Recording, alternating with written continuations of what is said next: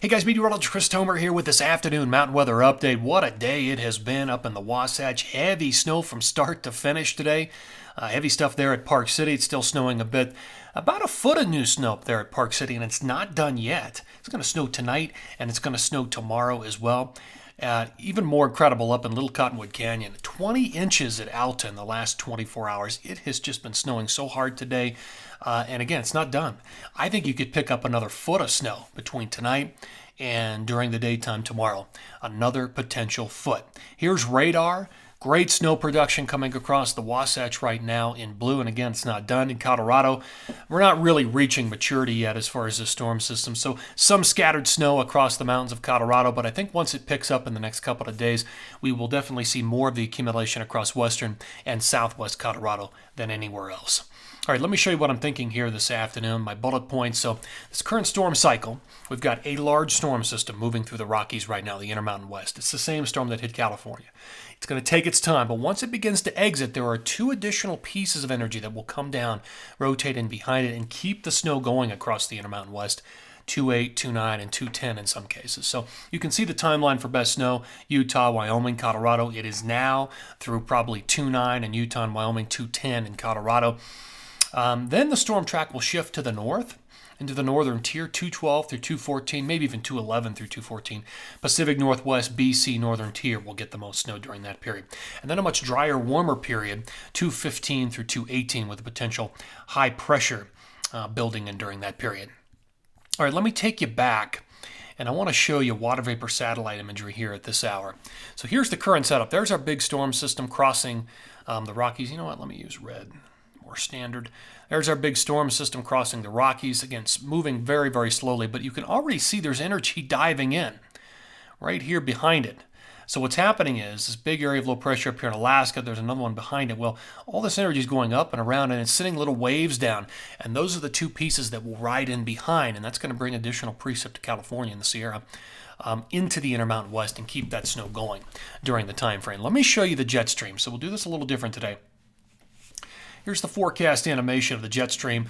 That's the jet by late tonight. Watch what happens tomorrow morning, tomorrow afternoon. This is, again, we'll do this in 24-hour slices. So tomorrow at 11 p.m., that's the way it looks. Big trough moving through the Intermountain West. Next area of energy dives in from the west, comes in behind that storm system. And that's not it. There's another one here on 2.9 and 2.10. Look at that trough developing over Utah, Wyoming, moving into Colorado and New Mexico. Just keeps things rolling on 2.10 as well. You can see the trough swinging through Colorado and New Mexico. Then it moves away. And decidedly, everything takes a different shift here to the north. You can see where the jet's running here on 212 across BC, the Pacific Northwest, northern tier states. So that's where the precip's going to be directed. All right, here's 213 late in the day. Same kind of setup. Same on 214. And once we get to about 215, 216 and beyond, we start to see some ridging take place across the Intermountain West. So let's look at the precip forecast here. So that's the situation this afternoon tonight at about 5:30.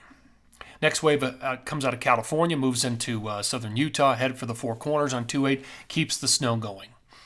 This is 2.8. There's 2.9 in the morning, 2.9 in the afternoon. That's the next wave that comes through, and you can see it diving down into the Four Corners, and this becomes its own storm system, 2.10, slides through Colorado and New Mexico, and then it's out of there by roughly 2.11. Then the whole storm track shifts to the northern tier, and you can see what happens through 2.14, and even early 2.15 as well. Snow production continues up there. But then after that, things start to dry out across the Intermountain West, with most of the moisture hitting the West Coast and the Pacific Northwest. All right, let's talk a little bit about the snow here as far as the latest numbers. So the rest of today through tomorrow, again, potentially another foot for Little Cottonwood Canyon. Wouldn't be surprised to see 8 to 10 in Big, and probably 4 to 6 up there, Park City, Deer Valley, and Snow Basin. In Colorado, most of the accumulation more so into tomorrow, but you can see the numbers across the western part in southwest Colorado, looking at anywhere from 3 to 8 inches, a bit more in southwest Colorado, less on the Continental Divide. Another few inches in the Sierra. Okay, and here's 2.9 through 2.11, potentially another foot in Little Cottonwood Canyon. The same kind of thing. I mean, we are not done with snow there in the Wasatch at all. And this is mainly through 2.9, so a lot of that's probably going to fall on 2.9. In Colorado, that snow runs through 2.10 as that final storm comes through, maybe even into early 211.